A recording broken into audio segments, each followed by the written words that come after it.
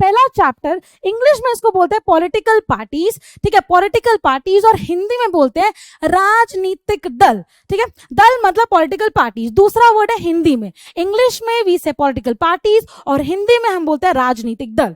सबसे पहले हम इसकी डेफिनेशन कहेंगे कि क्या होती है पॉलिटिकल पार्टीज, क्या होती है। पॉलिटिकल पार्टीज एक जरिया होता है, एक व्हीकल होता है। व्हीकल क्या होता है? जैसे कार होती है, ठीक है, स्कूटर होता है, मीडियम ऑफ ट्रांसपोर्ट, कि हमें एक जगह से दूसरी जगह तक पहुंचाता है। सिमिलरली पॉलिटिकल पार्टी भी एक व्हीकल है जो लॉज बनते हैं, है ना, जो कॉन्स्टिट्यूशन के लॉज बने हैं, जो लीडर्स लॉज बना रहे हैं, और ठीक है टॉप लेवल, वो पॉलिटिकल पार्टीज हम तक पहुंचाती है। तो एज अ व्हीकल वो हम तक पहुंचा रही है। क्या करती है? Let's see in English, political parties act as a vehicle, ठीक है, vehicle of federal sharing of political power. Federalism किया था, फेडरल शेयरिंग ऑफ पावर किया था, राइट। तो जैसे कि डेमोक्रेसी के अंदर फेडरलिज्म एक बहुत इंपॉर्टेंट चीज होती है, लेवल्स ऑफ गवर्नमेंट, तो उसके अंदर पॉलिटिकल पार्टीज का रोल एज अ व्हीकल रहता है, ठीक है, एंड एज नेगोशिएटर्स, ठीक है, ऑफ सोशल डिविजन्स। बेसिकली क्या होता है, हर इंसान, बहुत सारी पॉपुलेशन है, ठीक है, बहुत सारी पॉपुलेशन है किसी भी कंट्री में, हर इंसान की सोच और हर इंसान की पॉलिटिकल सोच एक दूसरे से डिफर करेगी। कुछ ऐसे एग्जैक्टली कोई कॉपी पेस्ट नहीं है किसी की, लेकिन पॉलिटिकल पार्टीज के अंदर क्या होता है, पीपल को कैसे ग्रुप किया जाता है, जिन लोगों की सोच सिमिलर है उनको एक एक ग्रुप में डाल देते हैं, ठीक है, उन्हीं के लीडर्स को चूज किया जाता है, तो इसी को बोलते हैं डिविजन। तो यहां पे हम बोल रहे हैं and act as a negotiators of social division, क्योंकि सोशली सोसाइटी डिवाइडेड है, क्योंकि सोच अलग है, ठीक है, and the arena of democratic politics, क्योंकि हम यहाँ पे और हम डेमोक्रेसी का टूर क्लास 8 से पढ़ते आ रहे हैं, 8 हाँ 9th और 10th में भी हमने पढ़ा है। इसके बाद कुछ बच्चे ह्यूमैनिटीज लेंगे ही नहीं, तो उनका सफर यहाँ तक कि डेमोक्रेसी का जो टूर है वो खत्म हो जाएगा। लेकिन जो डेमोक्रेसी हम पढ़ते आ रहे हैं बहुत पहले से, वो जो उसका टूर हमने स्टार्ट किया है, उसके अंदर पॉलिटिकल पार्टीज का बहुत ज्यादा अहम रोल रहा है। ओके चलो very good, next let's get started कि हमें पॉलिटिकल पार्टी क्यों चाहिए। ये कुछ क्वेश्चंस है जो हम इसको आंसर करेंगे। How many parties are good for democracy, कौन सी पार्टीज अच्छी होती हैं, कितनी होनी चाहिए, ठीक है, व्हाट इज रॉन्ग विद, ये प्रॉपर पूरे आपके चैप्टर का जिस्ट है, प्रॉपर आपके एंटायर जो चैप्टर है उसी का जिस्ट है, इसी के बारे में पढ़ना और यहीं से क्वेश्चन आएंगे जो हम कल करेंगे, ठीक है। What is wrong with political parties, क्या क्या प्रॉब्लम्स आती है और हम इसको कैसे सुधार सकते हैं। हर एक चैप्टर में कहीं ना कहीं ऐसे आपको फ्रेमवर्क मिलता है, आउटलाइन मिलती है, ठीक है। अब सिमिलरली अगर हम बात करें कि पॉलिटिकल पार्टी की डेफिनेशन क्या है, सो डेफिनेशन कभी भी आएगी तो हमें यही लिखना है कि क्या होते हैं ये पॉलिटिकल पार्टी, फॉर्म कैसे होती है। It's a group of people, ठीक है, बहुत सारे लोगों का ग्रुप बनाया जाता है। So political party is what, a group of people. क्या करते हैं group of people, they come together, ठीक है, साथ में आते, they are a group of people who come together, साथ में आते हैं, कम टुगेदर। क्या करते हैं साथ में आके, बहुत सारे लोग साथ में तो वैसे भी आते, हमने पार्टी करनी है, हमने डांस करना है, कुछ भी, लेकिन दे कम एंड कॉन्टेक्स्ट इलेक्शंस, ये साथ में आके इलेक्शंस को कॉन्टेक्स्ट करते हैं। A political, this is a definition, I am moving aside, इसको रीड करो और बोलो और यही पेपर में लिखना है। इसी में अगर आपको 2 मार्कर आ गया, you will get full marks. A political party is a group of people who come together to context elections. Election को कॉन्टेक्स्ट करने आते हैं, मतलब इलेक्शन में पार्टिसिपेट करने आते हैं, एंड उसके बाद अगर जीत जाते हैं, they hold power in the government, तो वो सत्ता बनाते हैं, गवर्नमेंट में अपनी पावर को रिफ्लेक्ट करते हैं, ठीक है। और इनका क्या तरीके होते हैं, ये क्या करते हैं, इसके बाद आगे ग्रुप ऑफ पीपल इलेक्शंस में कॉन्टेक्स्ट कर लिया, जीत गए, सत्ता बना ली, गवर्नमेंट बना लिया, लेकिन आप क्या करेंगे, ये कुछ पॉलिसीज और प्रोग्राम्स को पुट फॉरवर्ड करेंगे, ठीक है, ये क्या करेंगे, कुछ पॉलिसीज और प्रोग्राम्स को, ठीक है, for the society put forward करेंगे, ताकि कलेक्टिव गुड, हर एक इंसान का गुड देखा जाए, हर एक इंसान की बेहतरमेंट देखी जाए, कहते हैं बेटरमेंट देखी जाए, हर एक इंसान एक बेहतर चीज को डील करे, that is called, that is the work of political parties. एक बार साथ में बोलेंगे, जिनको लिखना है वो लिख भी सकते हैं। अब political party is a group of people जो साथ में आते हैं, they come together, they hold elections, contest elections and hold power in the government, they agree on some policies and programmes for the view of for you to promote the collective good. पूरे के पूरे देश के लिए ये बनाए जाते हैं और जो इनका व्यू होता है ना एक अच्छा होता है कि सबके बेहतरमैन के लिए हो. ठीक है, इंग्लिश में हो गया. अब बात की जाए हिंदी में बच्चे जिन जिन के पास हिंदी है वो कैसे लिखेंगे इसको. राजनीतिक दल हमारा चैप्टर है. ठीक है, बेसिकली इसकी हमने करना है अर्थ का मतलब होता है मीनिंग. ठीक है, हम इसका मीनिंग कर रहे हैं, इसको कैसे समझेंगे हिंदी के अंदर. तो राजनीतिक दल को लोगों का एक ऐसा संगठन समूह के रूप में, संगठन मतलब साथ आते हैं. ठीक है, एक ऐसा रूप है. और जो हिंदी के बच्चे हैं ना, देखो कल तो हम हिंदी के क्वेश्चन आंसर्स नहीं करेंगे, तो हिंदी के बच्चे ये वाला आंसर लिखेंगे. ठीक है, तो एक ऐसा संगठन मतलब दे आर कमिंग टुगेदर, साथ में मिल रहे हैं, संघ बना रहे हैं. ठीक है, समूह के रूप में समझा जा सकता है जो चुनाव लड़ने सबसे पहले क्या करते हैं, कॉन्टेक्स्ट इलेक्शंस, वो चुनाव लड़ते हैं. इलेक्शंस का मतलब चुनाव.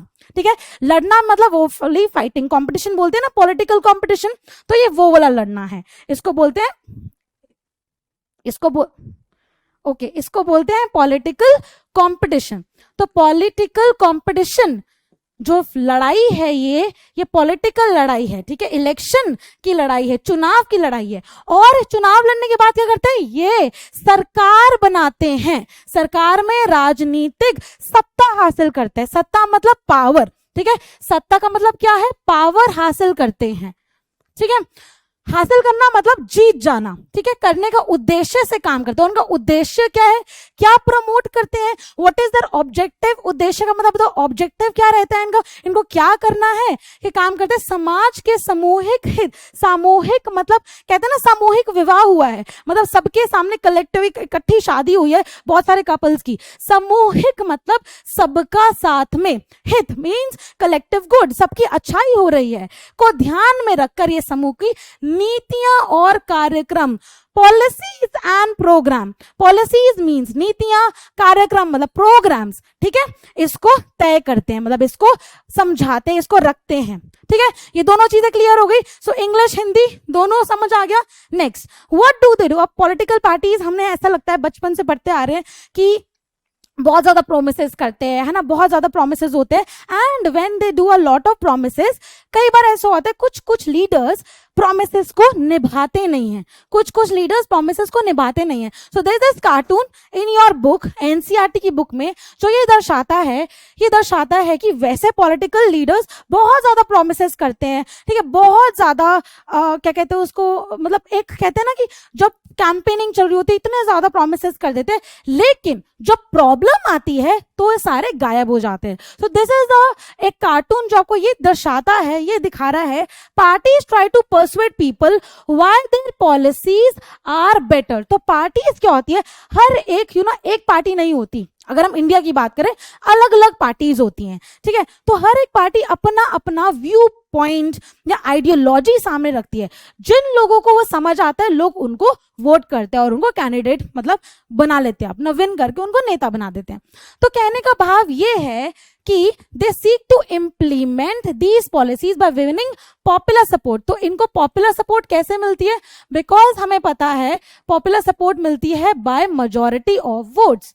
ठीक है, मेजॉरिटी ऑफ वोट्स. अगर मेजॉरिटी ऑफ वोट्स मिल रही है सो कहीं ना कहीं इनका काम बन रहा है. ठीक है, इनका काम बन रहा है अगर मेजॉरिटी ऑफ वोट्स मिल रही हैं. ठीक है, सो नेक्स्ट इज यही है. अगर हम हिंदी में पढ़े तो इसी आधार पर दल लोगों को यह समझाने का प्रयास करते हैं कि उनकी नीतियां, बेसिकली पॉलिटिकल पार्टीज की बात हो रही है तो एक दूसरे में फाइट, कंपटीशन, पॉलिटिकल कंपटीशन कि एक दूसरे से बेहतर क्यों है. ठीक है, एक दूसरे से बेटर क्यों है, this is only the reason. ठीक है, वे लोग बेसिकली समर्थन मींस मेजॉरिटी, एक दूसरे से किसके पास ज्यादा वोट्स हैं. ठीक है, पाकर चुनाव जीतने के बाद उन नीतियों को लागू करने का प्रयास भी करते हैं. बेसिकली मींस कि अगर कोई पार्टी जीतती है तो उसके बाद how are these going to implement, कि वो कैसे इम्प्लीमेंट कर रहे हैं. कोई भी पॉलिटिकल पार्टी अगर जीती है तो क्या वो पॉलिसीज और प्रोग्राम्स इसको लागू कर रही है. वैसे तो करना चाहिए, बट करती या नहीं करती डिपेंड्स ऑन द लीडर. ठीक है, नेक्स्ट, व्हाट हैपेंस. अब पॉलिटिकल पार्टी की हम बात कर रहे हैं. So these are the notes जो आप करते हैं यूजुअली, कि नोट्स चाहिए, है ना. तो पार्टीज क्या होती है, क्या रिप्रेजेंट करती है? As you know there are so many people, बहुत सारी पॉपुलेशन है, हर पॉपुलेशन की अपनी अपने व्यू पॉइंट है, हर पॉपुलेशन की अपने अपने माइंडसेट है, हर पीपल की बेसिकली। तो जो ग्रुप्स होते हैं, जो अलग अलग ग्रुप्स बन जाते हैं, वो अपना अपना लीडर अपने व्यू पॉइंट से चूज करता है। तो इसलिए बोलता है ये fundamental political division in the society reflect करता है। ठीक है, जो पॉलिटिकल पार्टीज होती है, क्योंकि इनकी अलग अलग चीजें होती हैं, अलग अलग पॉलिसीज एंड प्रोग्राम्स होते हैं, तो पूरे सोसाइटी के लिए क्या करते हैं, पूरे सोसाइटी के लिए पॉलिटिकल डिवीजन क्या करते हैं, एक तरह से रिप्रेजेंट करते हैं। ठीक है, उसके बाद आता है पार्टिजनशिप।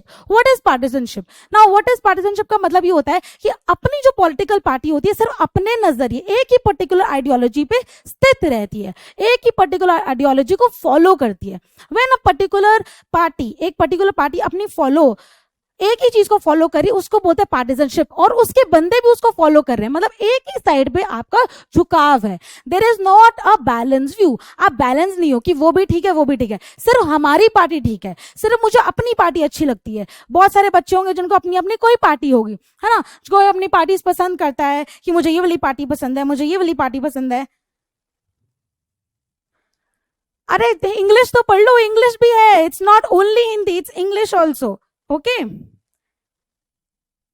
चलो इंग्लिश पढ़ते हैं। So in that case there are so many political parties, there are so many political parties जो एक ही व्यू पे बैलेंस्ड नहीं होती है, कि व्यू पे झुकाव होता है ना, कि हमारी पार्टी बेस्ट है, बहुत सारे फॉलोअर्स है, जैसे कहते हैं कट्टर चीज कि मेरी पार्टी है, मैं इसी का फॉलोअर हूं, दैट इज कॉल्ड पार्टिजनशिप। ठीक है, सो अगर बाई चांस आ गया पॉलिटिक डिफाइन पॉलिटिकल पार्टीज और आपको 3 मार्कर में आ गया, तो अगर बाई चांस आप कहो कि मैम मेरे को तो सिर्फ एक डेफिनेशन आती है, but you can right all other points under political parties. ठीक है, दस a party is known by which part it stands for, ठीक है, which policies support and whose interest it upholds, basically कि जिन लोगों के पॉलिटिकल व्यूज को uphold करती है, किस पार्ट के लिए स्टैंड होती है, एक ही पार्ट एक ही आइडियोलॉजी, तो बेसिकली क्या होती है, पार्टिजनशिप। ठीक है, पार्टी के अंदर क्या क्या होते हैं, पार्टी के अंदर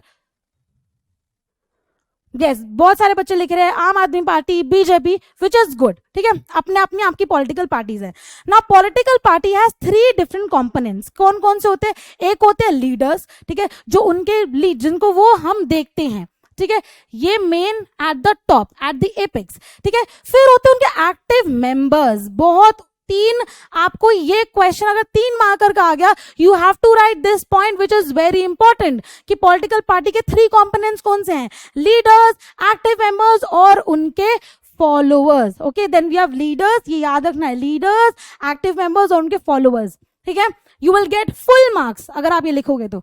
हिंदी नहीं करना, बहुत सारे बच्चे कह रहे हिंदी नहीं करना, बहुत सारे बच्चे वैसे रोते रहते हैं हिंदी हिंदी हिंदी, और हिंदी है तो हिंदी नहीं करना, मतलब such a mindset, leave it. ठीक है, सो इन द अगर बहुत सारे बच्चे मुझसे ऑलरेडी पढ़ चुके हैं तो आपको पता है फंक्शंस 7 फंक्शंस होते हैं इन टोटल। ठीक है, and we have 7 colours in rainbow. तो इससे कैसे याद रखना है, रेनबो एक्सप्लेनेशन के थ्रू।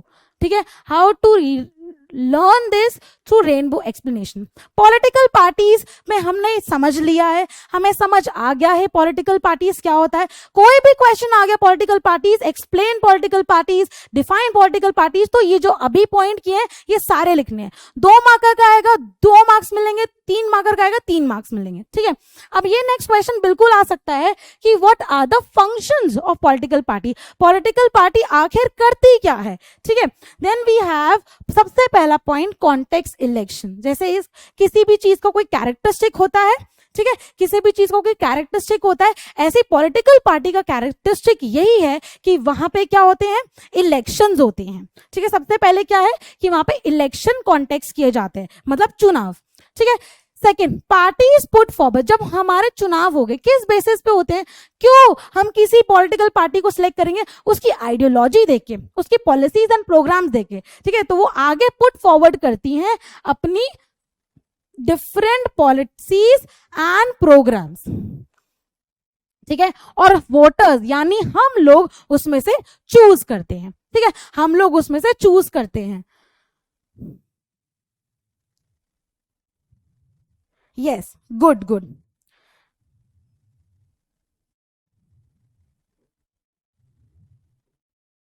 चलो वेरी नाइस, सारे बच्चे उसमें से क्या करते हैं, चूज करते हैं। और ये आई थिंक ये आपको रट जाने चाहिए 7 पॉइंट्स, बिकॉज ये कोई ऐसे नहीं है कि बहुत ज्यादा समझना है इसमें।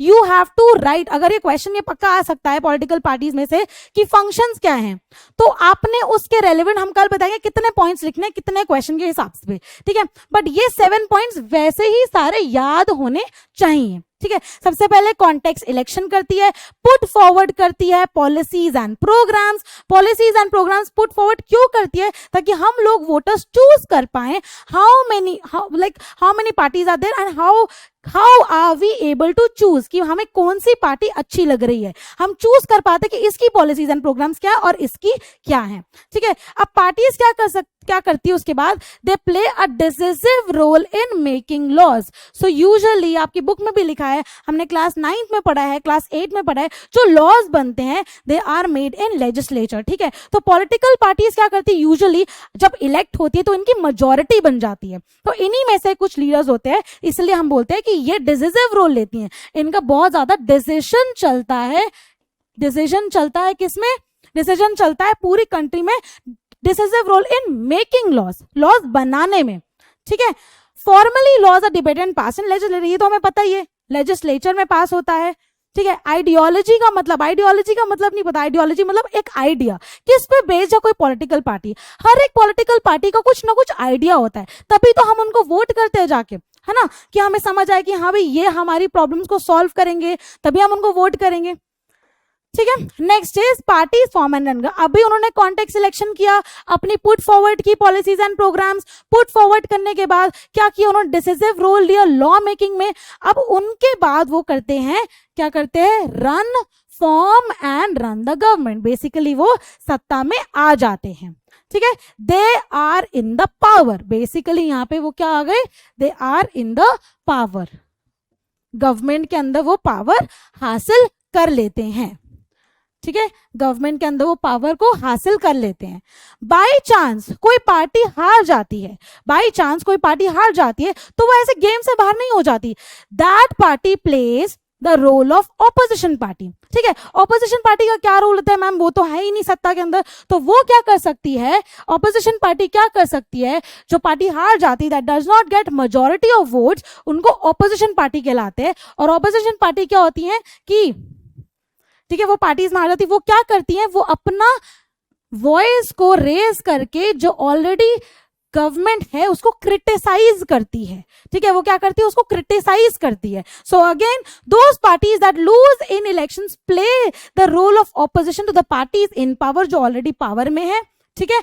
बाय कैसे करती है, बाय वॉइसिंग डिफरेंट व्यू, जो ऑलरेडी व्यू चल रहा है उसको क्रिटिक करेंगी, ठीक है, उसको क्रिटिक करेंगी, ठीक है, और क्रिटिसाइज करती गवर्नमेंट को अगर बाई चांस कोई रॉन्ग पॉलिसी या कोई फेलियर चल रहा है। तो इसलिए डेमोक्रेसी का यही फायदा है, डेमोक्रेसी का अंदर यही फायदा, because there so many parties, ठीक है। बाई चांस अगर जो रूलिंग पार्टी वो कुछ गलत कर रही है तो ऑपोजिशन पार्टी क्रिटिसाइज करके चीजें बेहतर कर सकते हैं। दैट इज वाई कई बार हम बोलते हैं ना, हम हमेशा बोलते हैं democracy is not the best form of government but better. तो बेटर क्यों है, because of the following reason, ये अभी नेक्स्ट चैप्टर में भी आएगा, ठीक है। चलिए उसके बाद क्या करता है, यहाँ पे ये 2 पॉइंट्स है ना, इसमें बहुत ज्यादा बच्चों को परेशानी आती है कि मैम ये पॉइंट समझ नहीं आता, बाकी सारे तो क्रिस्टल क्लियर हो जाते हैं।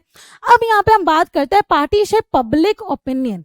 पब्लिक ओपिनियन क्या होता है, जो आम तौर पर ऑर्डिनरी सिटीजन अपना ओपिनियन रखती है, तो पार्टीज क्या करती है, उस ओपिनियन को पार्टीज उसको रिप्रेजेंट करती है और हाईलाइट करती है, because there so many people, बहुत सारे लोग होते हैं, ठीक है, कौन उनका स्टैंड लेगा, तो पॉलिटिकल पार्टी उन इश्यूज को हाईलाइट करती हैं, पॉलिटिकल पार्टीज उनको हाईलाइट करते हैं इश्यूज को और उसको रिप्रेजेंट करती हैं, क्या करती है, रेस करती हैं और हाईलाइट करते हैं इश्यूज को, ठीक है।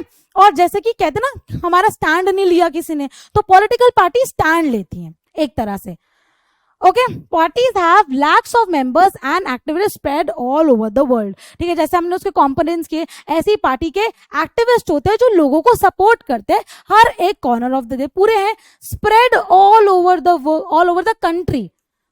द कंट्री, सॉरी पूरे देश में वो फैले होते हैं, तो किसी कहीं पर भी किसी को दिक्कत है तो वो उस चीज को सॉर्ट करती हैं, right.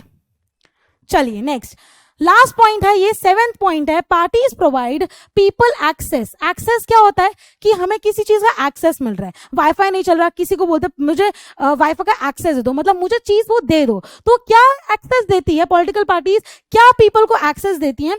To government machinery and welfare schemes. Government machinery ऐसा नहीं, गवर्नमेंट की कोई मशीन्स होती हैं, ठीक है, इसका मतलब है इट्स नॉट द मशीन्स, नहीं मतलब एकदम रियल सेंस में नहीं है, इट्स जो गवर्नमेंट का सिस्टम है, ठीक है, जो गवर्नमेंट की स्कीम्स हैं, जो गवर्नमेंट की नीतियां हैं, प्रोग्राम्स हैं, पॉलिसीज हैं, हर एक लोगों को पहुंचाने में पॉलिटिकल पार्टी क्या करती है? पॉलिटिकल पार्टी उस चीज को एक्सेस देती है, ऑर्डिनरी सिटीजन को एक्सेस देती है, ठीक है। और एक और बात, अगर हम पॉलिटिकल पार्टी की यहाँ पे थोड़ी तारीफ ही करें या पॉलिटिकल पार्टी को समझें, सो पॉलिटिकल पार्टी एक ऐसा विजिबल फॉर्म है, ठीक है, एक ऐसा विजिबल फॉर्म है जो दिखता है, ठीक है, जो दिखता है। अगर कोई किसी गांव कूचों में चले जाए, ठीक है, उसको भली कॉन्स्टिट्यूशन के बारे में, ठीक है, भली एक दो चीजें जो पॉलिटिकल से रिलेटेड है, पॉलिटिकल साइंस रिलेटेड, उसको नहीं पता होगा, लेकिन उसको जरूर पता होगा कि बीजेपी क्या है, उसको पता होगा गवर्नमेंट क्या है, गवर्नमेंट बिक गई है, कितना फेमस हुआ था वो, है ना, तो उसको गवर्नमेंट के बारे में पता होगा, उसको ये पता होगा कि भाई ये कौन है। तो विजिबिलिटी किससे आती है? Political party is the face value, ठीक है, पॉलिटिकल पार्टी क्या है? Face value. यहां तक समझ आ गए, ठीक है। I am asking one more last time कि सेम चीज, ठीक है, कि सेम चीज, नो पॉलिटिक्स, ठीक है, तो सेम चीज क्या आपको हिंदी में करनी है? यस और नो, राइट, यस और नो, बस ये लिख दो। So we will proceed with the next part.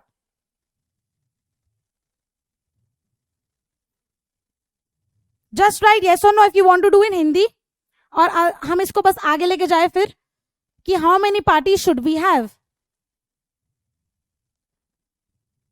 All right, मुझे आंसर मिल गया, इतना रोने की जरूरत नहीं है, ठीक है, सही है। All right, now we are with the necessity, कि प्रॉब्लम की नेसेसिटी क्या है? ये भी एक पार्ट आ सकता है, ये क्वेश्चन आ सकता है कि what is the necessity of political party, ठीक है। हम हमेशा से इसको जब रीड करते हैं साइडलाइन कर देते हैं। तो नेसेसिटी क्या? अगर पॉलिटिकल पार्टी की नेसेसिटी हमने जाननी है, पहले हम ये सोचेंगे कि पॉलिटिकल पार्टी हमें अगर नहीं होती तो क्या होता, ठीक है। अगर पॉलिटिकल पार्टी नहीं होती तो बेसिकली कोई एजेंसी नहीं होती। नेसेसिटी किसकी? पॉलिटिकल पार्टी की कर रहे हैं हम। पॉलिटिकल पार्टी की नेसेसिटी क्या? ये क्वेश्चन बेटा, ये आंसर इसका कल एक बार डिटेल में करेंगे, लेकिन समझने के लिए अभी हमने ये इस पे ध्यान देना पड़ेगा, क्योंकि बहुत ज्यादा चांसेस है इस बार ये क्वेश्चन आने के, ठीक है, क्योंकि डायरेक्ट क्वेश्चन बहुत ज्यादा डायरेक्ट नहीं है, बट यस इसका आंसर भी आपको डायरेक्ट नहीं मिलेगा अपनी बुक में। So what is the necessity of political party? Political party की नीड, की इतनी नेसेसरी क्यों, जरूरत क्यों है? सबसे पहले अगर पॉलिटिकल पार्टी नहीं होगी, ठीक है, अगर पॉलिटिकल पार्टी है ही नहीं तो देयर इज नो एजेंसी, कोई एजेंसी नहीं है। जो एजेंसी, या जो मैंने आपको स्टार्टिंग में बताया था कि एक व्हीकल होता है जो कनेक्ट करता है पीपल को टू दी, पीपल को कहां से कनेक्ट करता है? To the government machinery, access देता है, तो वो होगा ही नहीं, so there will be no agency, so there will be no vehicle to connect, no agency, ठीक है। और अगर एजेंसी नहीं है, they are not, political party क्या थी? अ ग्रुप ऑफ पीपल, तो सारे कैंडिडेट्स क्या होंगे? इंडिपेंडेंट होंगे। और अगर सारे कैंडिडेट्स, ठीक है, all the candidates will be independent,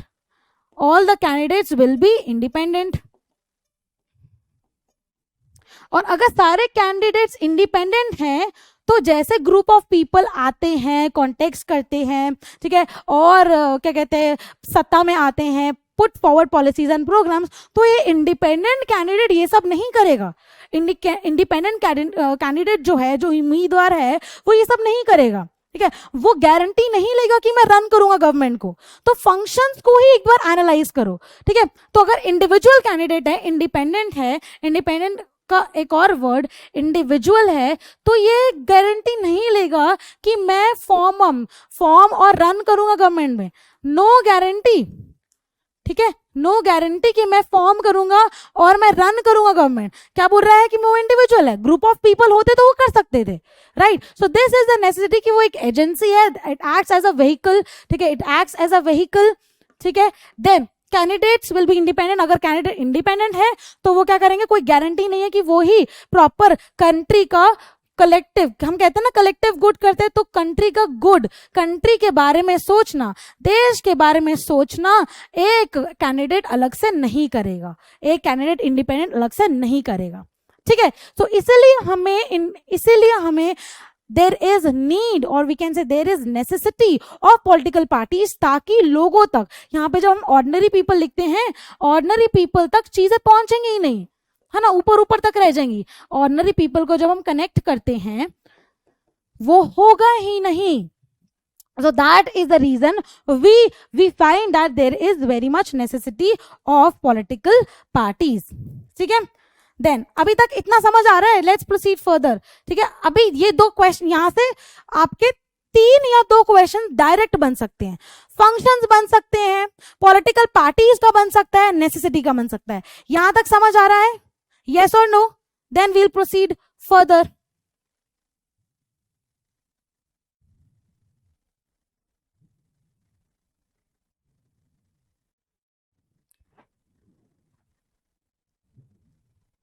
All right,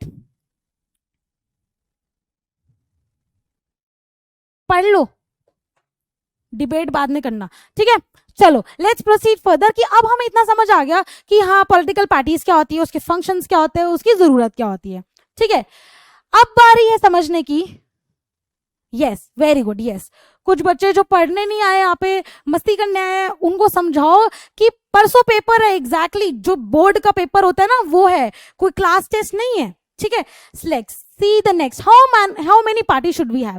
तो ये क्वेश्चन जो है how many party should we have, ये बेसिकली हम ऐसे नहीं आंसर कर सकते एक आइडियल आंसर कि इतनी होनी चाहिए, है ना, तो एक आंसर इसका नहीं है। So parties can be 1 party, 2 party और मल्टी पार्टी। जो हमारी कंट्री का सिस्टम है ना उसके हिसाब से parties can be 1 party, 1 party मतलब एक पार्टी, ठीक है, सिर्फ एक पार्टी हो सकती है, या फिर 2 पार्टीज हो सकती है, और जैसे कि हमारे इंडिया में है we can say multi party system, ठीक है, we can say multi party system, ठीक है, मल्टी पार्टी सिस्टम या मल्टी पार्टी लिख देते हैं, ठीक है, समझ आ गया इतना। सो बेसिकली इसका कोई आंसर नहीं है, कोई direct how many party should we have, बोले मैम 3, नहीं हो सकता, there is no 1 correct answer कि हम बोले 1 पार्टी होनी चाहिए, हम बोले 2 पार्टी होनी चाहिए, we can never say that. So in that case we can understand 1 party, 2 party and multi party, ठीक है, ये 3 चीजें हम समझ सकते हैं। अब 1 पार्टी सिस्टम में क्या होता है,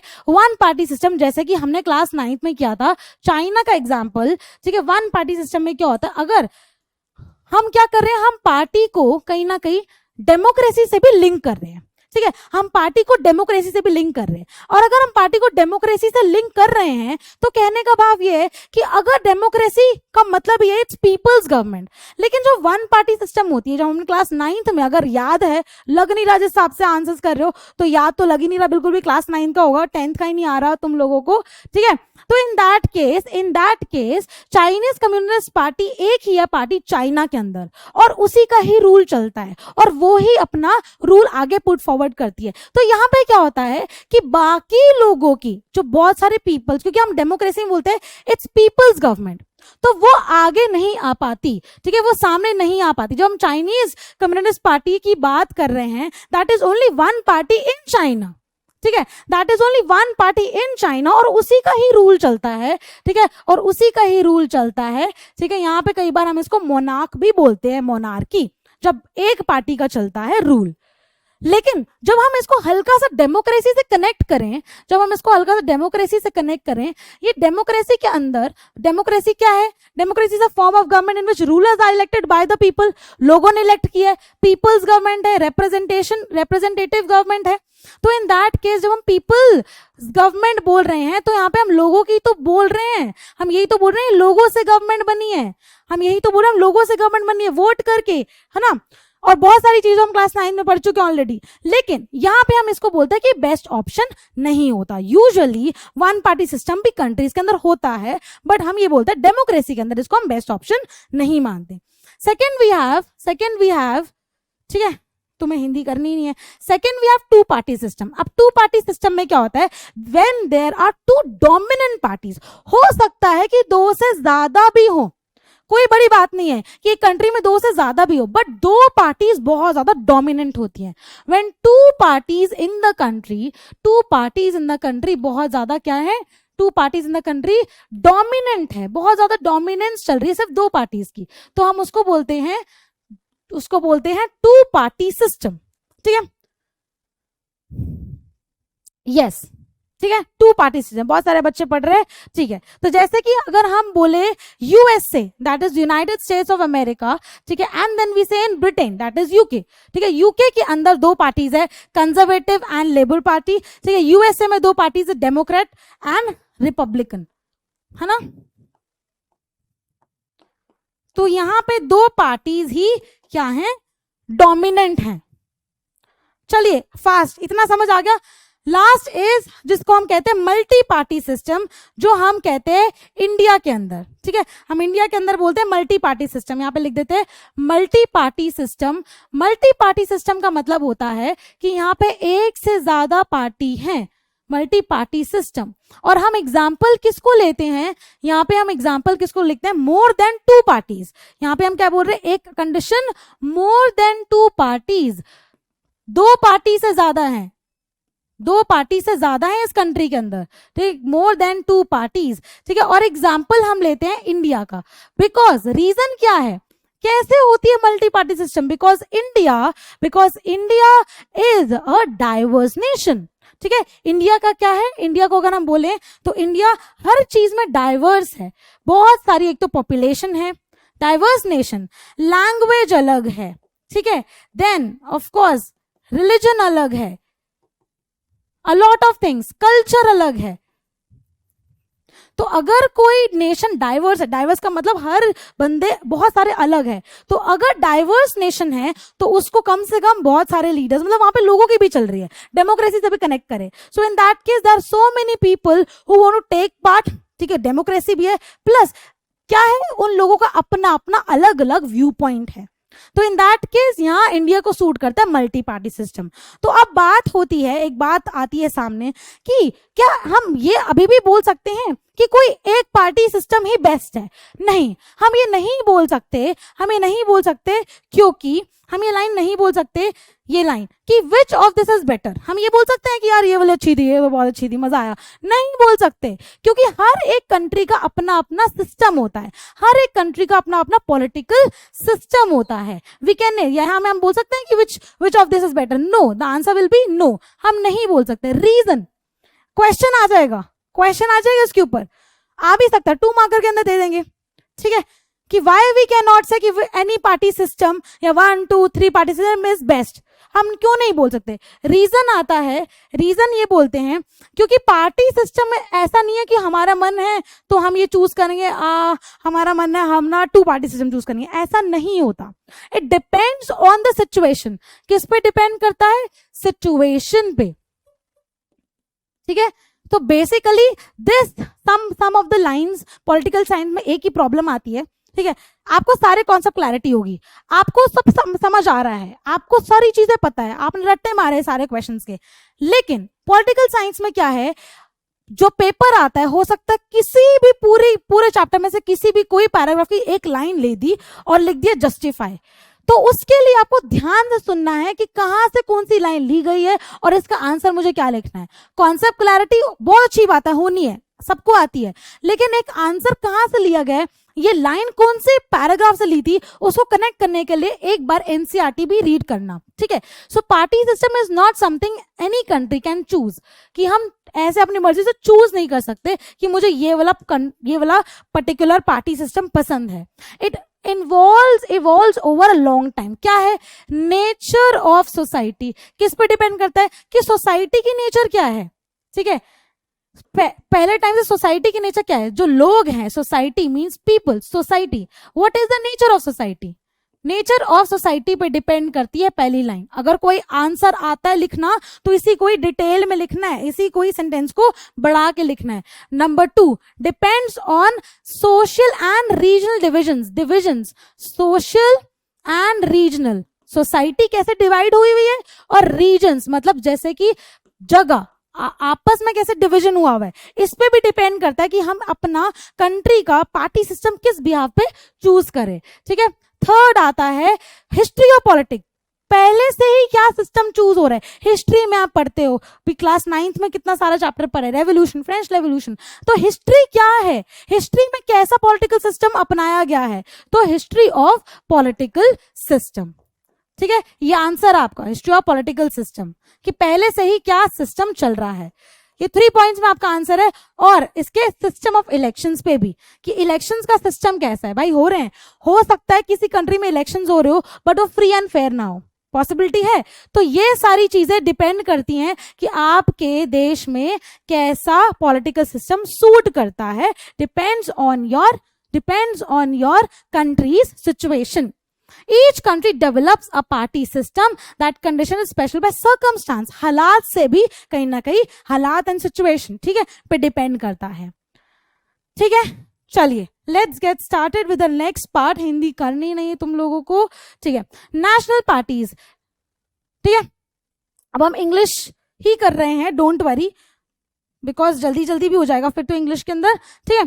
तो बेसिकली अब अगर हम सिर्फ इंडिया की बात करें तो इंडिया के अंदर नेशनल पार्टीज के अंदर plus national parties and state parties में डिवीजन हुआ है, ठीक है। नेशनल पार्टीज कौन सी होती है, जो पूरे नेशन के लिए होती है। स्टेट पार्टीज हर एक कंट्री की अलग अलग होती है, जिसमें चीफ मिनिस्टर चूज किया जाता है। इतना पता है, ब्रेक व्रेक नहीं बेटा, अभी कितना ही टाइम हुआ है,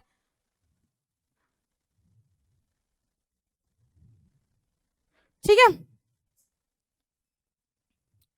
ओके, वेरी नाइस। चलो आगे बढ़ते हैं कि कौन सी पार्टी नेशनल पार्टी कहलाती है, या कैसी पार्टी को हम नेशनल पार्टी बोलते हैं। नेशनल पार्टी क्या होती है, जो पूरे कंट्री के लिए होती हैं, ठीक है, नेशन के रिप्रेजेंट करती हैं। मतलब प्राइम, जैसे कि लोकसभा के जो इलेक्शंस होते हैं वो नेशनल पार्टीज के अंदर होते हैं, ठीक है। और दूसरी बात आती है जो क्लियर कट जिसे कहते हैं मेजोरिटी, बट वो देखते हैं कि कैसे हालात रहे हैं, कभी क्लियर कट मेजोरिटी मिली या नहीं मिली, ठीक है। और होते हैं स्टेट वाली पॉलिटिकल पार्टीज, ठीक है। चलिए सबसे पहले हमें नेशनल पार्टी समझनी है।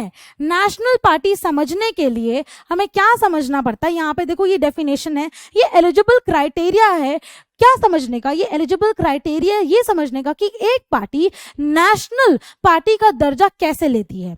और ये समझने के लिए थोड़ा सा यहाँ पे ध्यान देना पड़ेगा। रीजन बिकॉज हम और एंड में कहते हैं ना कंफ्यूज हो जाते हैं। और का मतलब क्या है और एंड का मतलब क्या है, ठीक है। सबसे पहली बात है कि एक पार्टी जो अ party that secures at least 6% of total votes in Lok Sabha election, जो लोकसभा के जनरल इलेक्शंस होते हैं उसके अंदर अगर वो 6% ऑफ, ठीक है, 6%, अगर वो 6% वोट हासिल कर रही है, ठीक है, 6% मतलब टोटल कंट्री के वोट्स में से सिर्फ 6% वोट्स एकत्रित कर रही है टोटल वोट्स में से लोकसभा के इलेक्शंस में से, तो वो कहीं ना कहीं एक क्राइटेरिया में आ जाती है।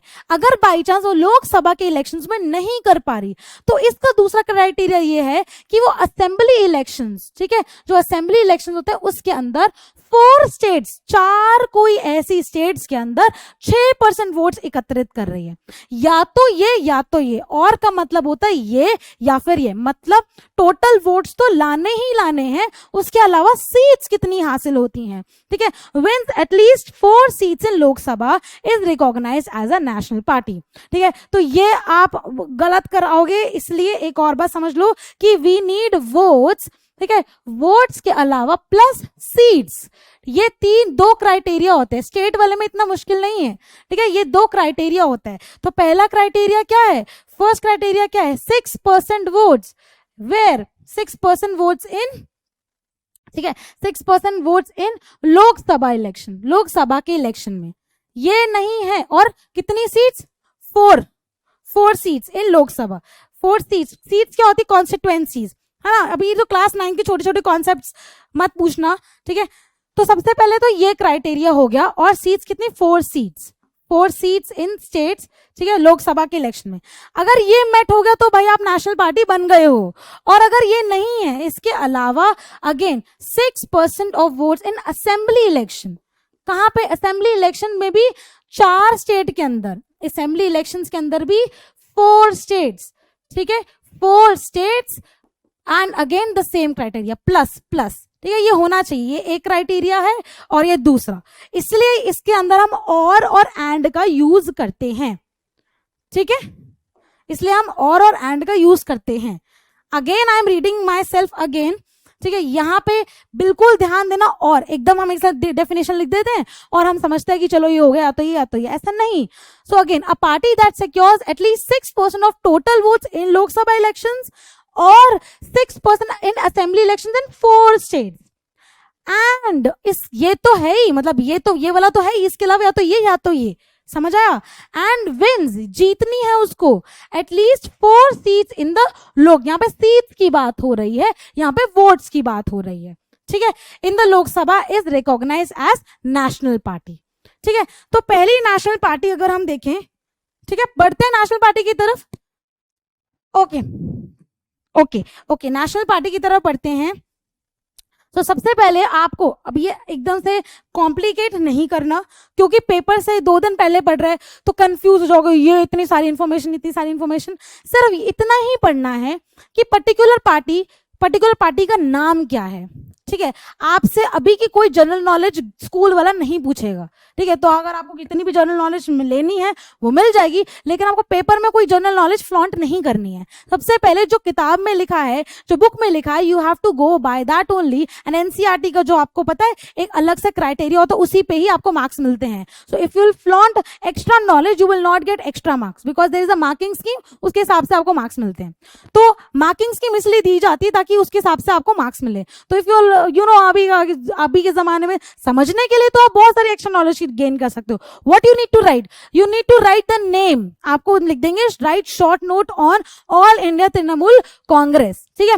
तो आपको लिखना है कि नेम क्या है, सबसे पहले उसका नाम लिखना है सुंदर अक्षर में, सुंदर इन अ गुड हैंड राइटिंग, ठीक है। देन ममता बनर्जी की लीडरशिप में स्टार्ट हुआ था, दिस इज द पार्टी जिसको तृणमूल कांग्रेस भी बोलते हैं, टीएमसी के नाम से भी बहुत फेमस है। उत्तर प्रदेश में, सॉरी वेस्ट बंगाल में इसका अभी भी बहुत ज्यादा बोलबाला है, ठीक है, अभी भी है। And the symbol is flower and grass, ठीक है। कोई भी ये आपको ऐसे क्वेश्चन 5 मार्कर में नहीं आने वाले, 3 मार्कर में आ सकते हैं, 4 मार्कर में आ सकते हैं। You need to write the name, नाम लिखना है, लीडरशिप लिखनी है, किसकी है लीडरशिप, ममता बनर्जी की, ठीक है। अब उसके बाद आपको लिखना आइडियोलॉजी, ठीक है, इसके बाद आपको लिखनी आइडियोलॉजी कब स्टार्ट हुई थी ये भी लिखना, आपको डेट 1998, ठीक है, 1998 लिखना है आपको, ठीक है। उसके बाद आपको क्या लिखना है, ठीक है, उसके बाद आपको यही लिखना है बस, इसके अलावा कुछ नहीं लिखना। फिर आपको लिखनी है आइडियोलॉजी क्या है, सेक्युलरिज्म एंड फेडरलिज्म। सेक्युलरिज्म का मतलब होता है कि क्या इनकी आइडियोलॉजी, जैसे मैंने स्टार्टिंग में कहा था हर एक पॉलिटिकल पार्टी की कोई आइडियोलॉजी होती है, तभी लोग उनको वोट करते हैं, ठीक है, तभी लोग उनको क्या करते हैं, तभी लोग कहते हैं वाओ हम फैंटेसाइज हो रहे हैं इस आइडियोलॉजी से, we will vote for them, ठीक है। तो इसीलिए लोग उनको वोट भी करते हैं, रीजन यही है। सो सेक्युलरिज्म एंड फेडरलिज्म, सेक्युलरिज्म का मतलब ये है, सेक्युलरिज्म का मतलब ये होता है कि you are free to practise any religion, कोई आपको ये नहीं बोलेगा कि ये वाला रिलीजन फॉलो करना है, कोई भी आपको नहीं बोलेगा, you are free to follow your own religion, ठीक है। उसके बाद फेडरलिज्म, जैसे हमने पूरा फेडरलिज्म का चैप्टर पढ़ा है, लेवल्स होने चाहिए, है ना, national level, then state level, then local level, these are federalism, पूरा चैप्टर पे ये पढ़ा हुआ है टर्म 1 के अंदर, ठीक है। और इनको अब ये क्वेश्चन आ सकता है एज अ 2 मार्कर कि ऐसे पूछेंगे which party was recognised as a national party in 2016, write a short note on that. आपको पार्टी का नाम नहीं बताएंगे, ठीक है, आपको सिर्फ एक लाइन बोल देंगे कि रिकॉग्नाइज विच, ओके, तो आपको ये लिख देंगे which party was recognised as a national party in 2016, write a short note on that. तो आपको क्या करना है, आपको शॉर्ट नोट पे लिखना है, अब आपको याद करना पड़ेगा ये कि ये तो all India Trinamool Congress TMC की बात हो रही है, तो उस पर आपको नोट लिखना है, ठीक है।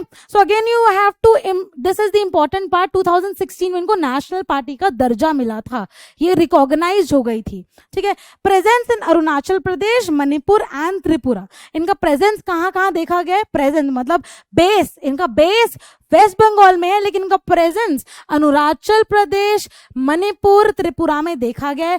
2014 के इलेक्शन में 3.84 votes and seats and fourth largest party. Now ये वाला पॉइंट लिखने में भी यू विल, ऐसा नहीं कि आपको बहुत सारे मार्क्स मिलेंगे, बिकॉज एक होता है अपडेटेड डेटा, एक होता है ओल्ड डेटा। बहुत सारी बुक्स में अपडेटेड है, बहुत सारी बुक्स में ओल्ड है, सो यहाँ पे you will not be able to, ऐसे नहीं कि मतलब आपको मार्क्स कट जाएंगे, ठीक है, यह ध्यान देना है, this is just a data, ठीक है।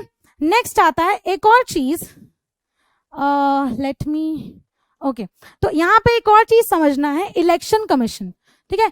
ये एक इलेक्शन कमीशन होती क्या है, इलेक्शन कमीशन बेसिकली जो पार्टीज होती हैं, ठीक है, ये जो मैंने आपको क्राइटेरिया बताया था, ये इलेक्शन कमीशन के द्वारा ही निकलता है, ठीक है। इलेक्शन कमीशन क्या करती है कि एलिजिबल क्राइटेरिया निकालती है, एलिजिबल क्राइटेरिया निकालती है, किसका क्राइटेरिया निकालती है, नेशनल पार्टी का, ठीक है, और स्टेट पार्टी का, national party and state party.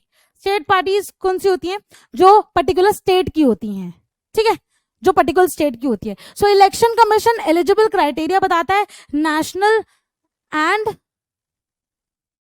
Okay, national and state parties का, ठीक है। दूसरा इलेक्शन कमीशन क्या करता है, इलेक्शन कमीशन पार्टीज को रिकॉग्नाइज करता है, ठीक है, पार्टीज को क्या करता है, रिकॉग्निशन देता है, मान्यता, कहते हैं ना कि ये पार्टी रिकॉग्नाइज्ड है, तो वो कौन करता है, इलेक्शन कमीशन करता है। इलेक्शन कमीशन एलिजिबल क्राइटेरिया निकालता है, इलेक्शन कमीशन रिकॉग्नाइज्ड है, ये एक इंडिपेंडेंट बॉडी है, ठीक है, ये एक इंडिपेंडेंट बॉडी है, प्लस ये रूल्स निकालते हैं, इंडिपेंडेंट बॉडी है। इलेक्शन कमीशन एक और चीज करता है कि उस टाइम जब इलेक्शन होते हैं उस टाइम के रूल्स, जैसे कहते हैं ना नियम, रूल्स एंड रेगुलेशंस निकालता है, और इसी के हिसाब से ही सारी पार्टी को रूल करना पड़ता है, रूल्स एंड रेगुलेशंस, ठीक है। तो जैसे कि अगर हमने, we have rules and then we have regulations, rules and regulations। तो फॉर एग्जाम्पल अगर एलिजिबल क्राइटेरिया जो निकाला गया स्टेट पार्टी और इसका नेशनल पार्टीज का, वो कल इलेक्शन कमीशन नहीं निकाला है, प्लस ये क्या करते हैं, जब हम किसी पार्टी को रिकॉग्नाइज देते हैं उसको पार्टी सिंबल भी देते हैं, ठीक है, जिसको कहते हैं ना चिन्ह, तो पार्टी सिंबल भी मिलता है, इसके तहत वो वोटिंग कर सकते हैं। ऑलराइट, चलो ये इलेक्शन कमीशन समझ आ गया। Let's proceed to the next one, that is Bahujan Samaj Party, ठीक है। बहुजन समाज पार्टी का स्टार्ट हुआ था 1984 में, ठीक है। जब बहुजन समाज पार्टी स्टार्ट हुई थी, अब आपकी बुक में ऐसे मुझे लग रहा है कि उल्टा दिया है, राइट, पहले भारतीय जनता पार्टी दी होती है, ठीक है, फिर ये आपके सीक्वेंस में, ऐसा कुछ नहीं कि सीक्वेंस में ही याद करना है, मे बी सीक्वेंस अलग भी हो सकता है, तो डोंट जज कि ये सीक्वेंस ऐसे ऊपर नीचे कैसे हो गया, ठीक है। तो 1984 में बहुजन समाज पार्टी, बेसिकली बहुजन कौन होती है, इनकी आइडियोलॉजी क्या है, ये बहुत सारे जैसे कि होते हैं ना अलग अलग ग्रुप्स पे फोकस करते हैं। सबसे पहले कांशी राम जी जो थे, कांशी राम इनकी लीडरशिप में थे, ठीक है, ये ज्यादा आपको मार्क्स आएगा भी नहीं, लीडरशिप के अंडर फाउंड हुई थी, ठीक है। उत्तर प्रदेश में इसका मेन बेस है, अभी भी बहुत ज्यादा फेमस है। देन एलिफेंट, ब्लू एलिफेंट इसका सिंबल है, ठीक है। अब आइडियोलॉजी की बात करते हैं, आइडियोलॉजी में क्या है कि रिप्रेजेंट करती है इंटरेस्ट ऑफ दलित्स, ठीक है, then Adivasis, other backward classes and religious minorities. इसके अलावा बहुत सारे लोगों ने साहू महाराज, ठीक है, ये बहुत सारे जो दिग्गज हमारे कहते हैं ना कि फिलोसोफर्स हैं, उनकी उससे बेस है, बिकॉज बहुजन कौन होते हैं, सब जो बेसिकली हर एक सोसाइटी के अंदर ऐसे लोग होते हैं जिनको साइडलाइन किया जाता है, जो माइनॉरिटी होते हैं, तो ये उन्हीं के इंटरेस्ट को फॉलो करते हैं। और बहुत सारे दिग्गज जैसे साहू महाराज, ठीक है, कुछ ऐसे आप सिर्फ 2 नेम याद कर लो, ठीक है, बाबा साहब अंबेडकर, ठीक है। बहुत सारे लोग बोलते हैं बाबा साहब अंबेडकर लिखा है बुक में और बी आर अम्बेडकर अलग है, तो वही है, वो छोटी बच्ची वाला हिसाब किताब हो जाता है, ठीक है। इन दैट केस दोनों सेम है, बी आर अम्बेडकर और बाबा साहब अंबेडकर सेम है, तो इनकी फिलॉसफी या इनके इंटरेस्ट भी सामने आते हैं, अंबेडकर जी, ठीक है। तो ये बेसिकली किसके राइट्स, जो दलित्स हैं जिनको साइडलाइन कर देते हैं, जो आदिवासी है जिनको साइडलाइन किया जाता है, जिनको मेन स्ट्रीम में नहीं लाया जाता, प्लस जो रिलीजियस माइनॉरिटीज है जिनको साइडलाइन किया है, उनके हक के लिए और उनके लिए अपनी पॉलिसीज एंड प्रोग्राम्स बनाते हैं ताकि उनका कुछ अच्छा या उनका कुछ भला हो जाए, ठीक है। चलिए, समझ आ रहा है सबको? अच्छा, यहाँ पे मुझे ना वो पार्टीशनशिप नजर आ रही है, बहुत सारे बच्चे अभी से पार्टीशन सिखा रहे हैं, हमें ये वाली पार्टी पसंद है, हमें ये वाली पार्टी पसंद है, ऐसे, ठीक है। तो बेसिकली इनका बेस तो उत्तर प्रदेश में है, ठीक है, लेकिन इनका प्रेजेंस कहाँ कहाँ पाया जाता है, दिल्ली में, पंजाब में, MP, Chhattisgarh and Uttarakhand. So you can right any two, इतना सारा लोडेड ऑफ इन्फॉर्मेशन नहीं चाहिए होता पेपर के अंदर, कोई भी 2 आंसर या कोई भी 3 आप आंसर लिख सकते हो, कल बताएंगे कैसे कैसे आंसर लिखना है, ठीक है। चलिए, अब आती है हमारी फेवरेट पार्टी, कुछ बच्चों की फेवरेट पार्टी जो वेट कर रहे थे इसके लिए, that is Bharatiya Janata party, okay. और ये स्टार्ट हुई थी हमारी 1980 में, लेकिन ये जब स्टार्ट हुई थी, ठीक है, ये जब स्टार्ट हुई थी, हाँ बहुत बच्चे खुश हो चुके हैं, ठीक है, ये जब स्टार्ट हुई थी, हमने ये इतना डिटेल में लिखना नहीं है, बस सुनने में लिखना है, बिकॉज ये आपकी बुक में भी ऐसा लिखा गया है और आपको इतना कुछ ज्यादा डिटेल में नहीं लिखना अपने आंसर के अंदर, बस समझने के लिए समझना है कि भारतीय जनता पार्टी भारतीय जनसंघ से बनी है 1951 1977, ठीक है। फिर ये कहते हैं ना चेंज, स्प्लिट, बार बार हम वर्ड यूज करते हैं चेंज, कोई भी चीज चेंज या स्प्लिट क्यों होती है, कोई भी चीज चेंज या स्प्लिट इसलिए होती है ताकि उसके अंदर कोई मेजर चेंजेस आ सके, ठीक है, मेजर चेंजेस आ सके। This is a very deep कि कैसे क्या क्या हुआ था, बट पेपर के लिए आपको इतना डिटेल में नहीं लिख कर आना, ठीक है। You can just right in 1 line, एक लाइन में आप लिख सकते हो अगर आपको बीजेपी पे शॉर्ट नोट आ गया लिखना, ठीक है, भारतीय जनता पार्टी पे। तो भारतीय जनता पार्टी में स्प्लिट हुआ तो वो जनता पार्टी बनी, ठीक है। उसके बाद 1977 के बाद वो हासिल हुई, उसके बाद अगेन चेंज आया, देन भारतीय जनता पार्टी 1980 में बनी। लेकिन श्यामा प्रसाद मुखर्जी भारतीय जनसंघ के फाउंडर थे, ठीक है, श्यामा प्रसाद मुखर्जी भारतीय जनसंघ के फाउंडर थे, ठीक है। कौन थे, अब ये लाइन लिखो यहाँ पे, भारतीय जनता पार्टी के फाउंडर कौन थे, यस बीजेपी, ठीक है, ठीक है, श्यामा प्रसाद मुखर्जी। लेकिन जब भारतीय जनता पार्टी बनी, यहाँ पे ये मत लिख के आना भारतीय जनता पार्टी के फाउंडर वो थे, भारतीय जनता, ये लिखना नहीं है, समझना है कि भारतीय जनता पार्टी के फाउंडर कहाँ लिखे, जगह ही नहीं है, कहाँ कौन थे, एक तो हमारे थे अटल बिहारी वाजपेयी और अडवाणी, ठीक है, इन्होंने फाउंड की थी,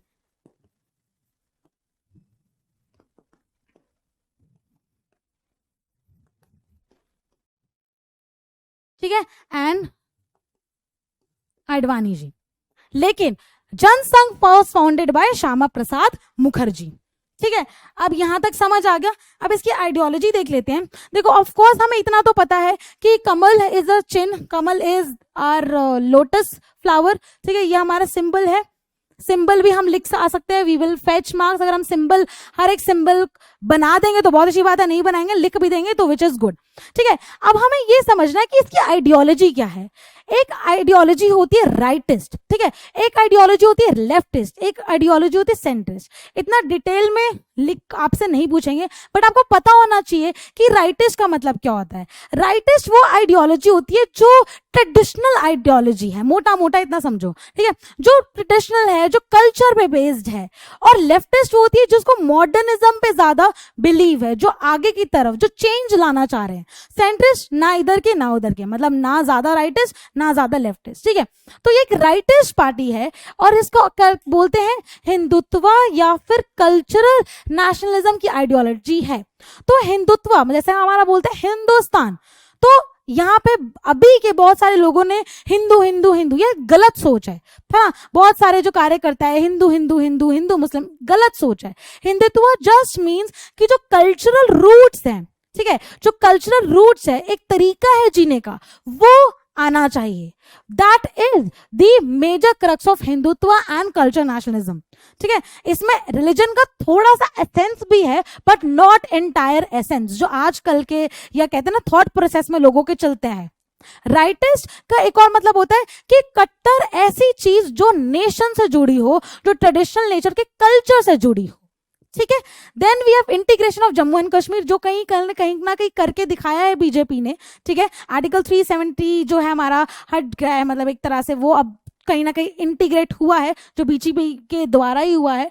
इंटीग्रल ह्यूमैनिज्म का मतलब ये होता है कि हर एक इंसान, जब ह्यूमैनिटी मतलब इंसानियत, ठीक है, तो साथ में लेके चलनी है. सेक्युलरिज्म पे ये भी बिलीव करते हैं, ऐसा नहीं है, बट कहते हैं ना कि साथ में जो कल्चरल रूट्स हैं, जो एक ट्रेडिशन है, वो बरकरार रहना चाहिए और सारे लोग वैसे ही रहे. तो कहते हैं कि यूनिफॉर्म सिविल कोड मेंटेन होना चाहिए. ऐसा नहीं कि कोई भी उठ के बोला कि मेरे को ये करने का मन है ना, मैं ये कर सकता हूँ, मैं वो कर सकता हूँ. It should, everyone should live happily, पहली बात. और एक यूनिफॉर्म कोड, यूनिफॉर्म क्या होता है कि सब सही है, हम यूनिफॉर्म पहनते हैं स्कूल के अंदर तो सब सेम दिखें.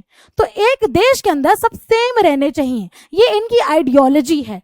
ठीक है, और ये NDA government at the centre को लीड करते हैं. ठीक है, और इनकी बहुत सारी, अगर हम देखें, बहुत सारी टीचिंग हमारी मिलती है दीनदयाल उपाध्याय की टीचिंग से. ठीक है, दीनदयाल उपाध्याय, बहुत सारे बच्चे ओपी भी लिख रहे हैं, दीनदयाल उपाध्याय की टीचिंग से कहीं ना कहीं ये बेस्ड है. दीनदयाल उपाध्याय की टीचिंग से कहीं ना कहीं ये प्रेरित हैं. बिकॉज रीजन क्या है कि एक वे ऑफ लाइफ को एनहांस करके उस चीज को कैसे जीना है ये बीजेपी बताता है. बहुत सारे बीजेपी के पार्टिसन, बहुत सारे बीजेपी के फैंस हैं, फॉलोअर्स हैं, कोई हेटर्स हैं. See everyone has different views, हम सबके व्यूज एक दूसरे से डिफरेंट हैं. ठीक है, बट हम इस चीज को कभी कभार, मतलब इस चीज को मेजर पॉलिटिकल कंपटीशन में तो लेके जा सकते पर फाइट नहीं कर सकते.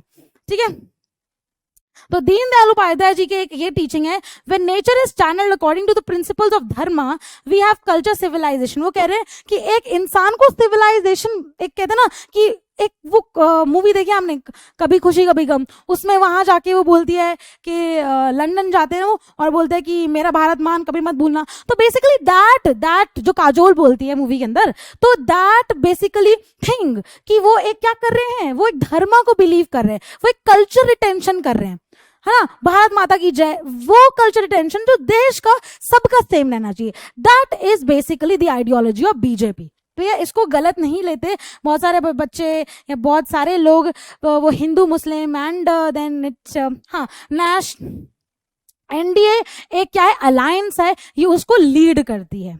ठीक है, अभी ऐसा होता है ना कि बहुत सारी पार्टीज को मिला के, कोलिजन बना के, अलायंस बना के, फ्रंट बना के ही मेजॉरिटी आती है, तो वो इस मेजॉरिटी को लीड करते हैं. ठीक है, देन वी हैव कांग्रेस. अब कांग्रेस, जैसे कि हम जब टू पार्टी सिस्टम करते हैं, कहीं ना कहीं हमें ऐसा लगता है ना कि जो टू पार्टी सिस्टम है कहीं ना कहीं हमें भी डोमिनेंस कांग्रेस और बीजेपी की लगती है. बाकी तो बहुत सारी है, अभी डाइवर्स नेशन है इंडिया, तो बहुत सारी हमारे पास पॉलिटिकल पार्टीज हैं, बट हाँ कहीं ना कहीं बीजेपी और कांग्रेस बहुत ज्यादा चर्चा में रहती हैं, है ना. ऑल राइट, तो हम करेंगे इंडियन नेशनल कांग्रेस. हाँ, सब अपनी अपनी फेवरेट पार्टीज लिख रहे हैं, विच इज गुड. ओके, तो अभी हम बात करते हैं इंडियन नेशनल कांग्रेस, जिसको हम आईएनसी के नाम से जानते हैं. ठीक है, आईएनसी के नाम से जानते हैं, और this is one of the oldest party. 1885 में ये स्टार्ट हुई थी. वेट, हाँ ठीक है, मतलब बेसिकली इसी एक पार्टी के थ्रू कहते हैं ना इंडिपेंडेंस की जर्नी देखी है. ठीक है, तो ये एक पार्टी है जो बहुत ज्यादा पुरानी है, हाथ इसका चिन्ह है, बट ये जो चिन्ह है, ये सिंबल है, ये भी बहुत ज्यादा चेंज हुआ है. जब हम भारतीय जनता पार्टी की बात करते हैं, जब हमने ये बात की, तो यहाँ पे ये चिन्ह नहीं थे, ये वाला चिन्ह नहीं था. कमल का चिन्ह अब जाके बना भारतीय जनता पार्टी, बीजेपी, है ना. उससे पहले एक चिराग का चिन्ह था. तो ये चिन्ह जो सिंबल होते हैं ये भी चेंज होते गए.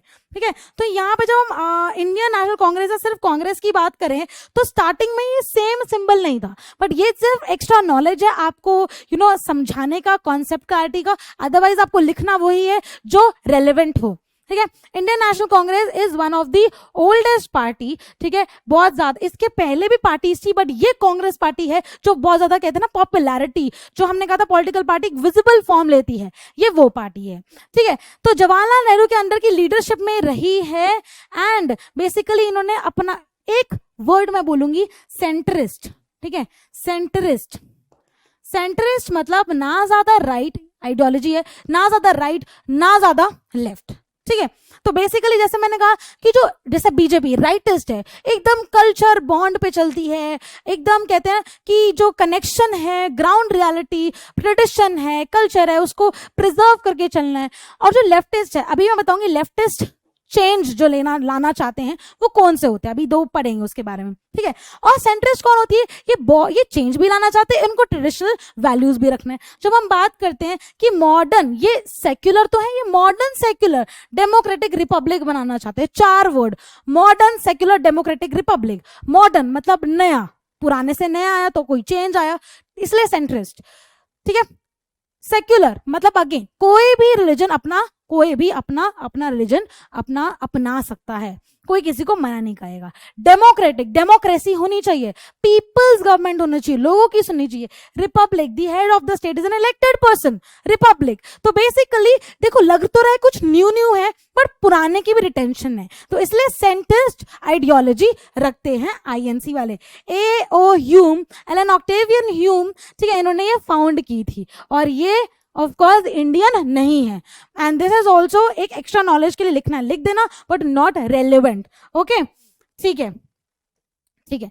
तो अब क्या है, रूलिंग पार्टी, ये बहुत ज्यादा फेमस थी, ठीक है, बहुत ज्यादा फेमस थी बैक देन, अगर हम पुराने टाइम की बात करें, ठीक है, बैक देन अगर हम पुराने टाइम की बात करें,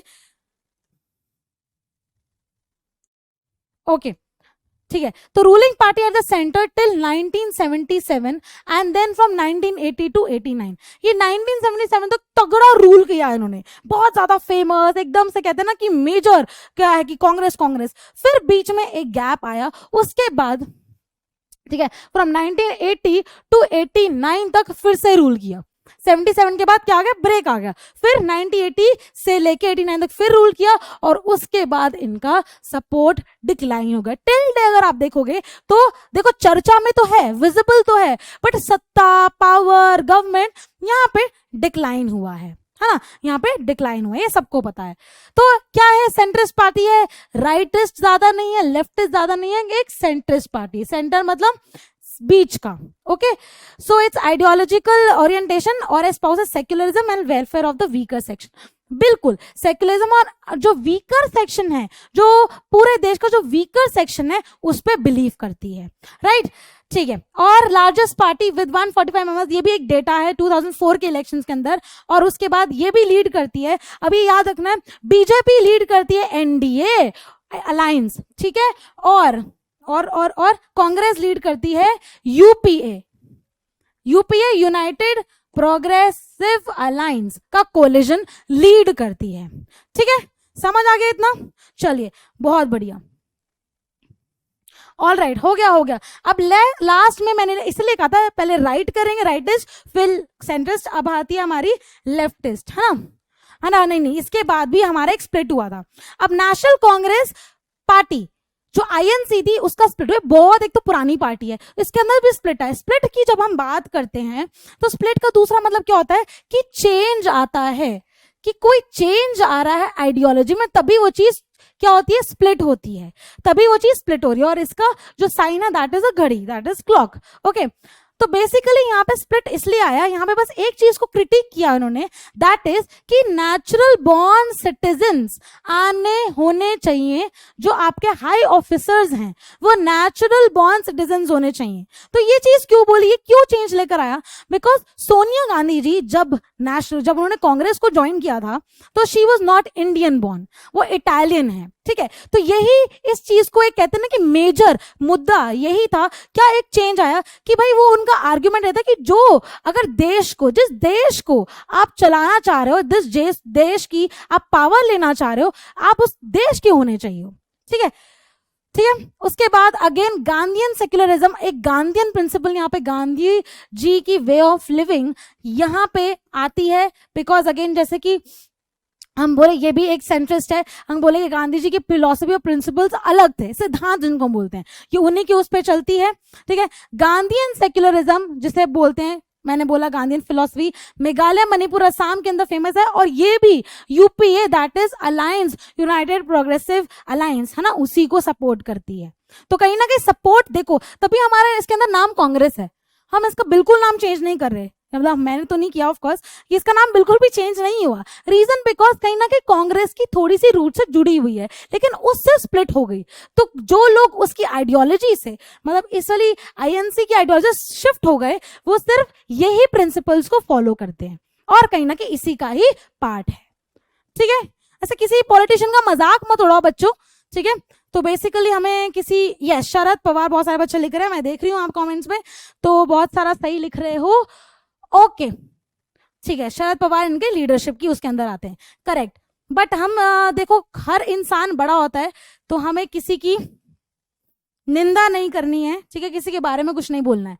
लास्ट 2 पार्टीज आती है जिनको हम लेफ्टिस्ट, टोटली लेफ्टिस्ट पार्टी बोलते हैं, that is called communist party of India, ठीक है।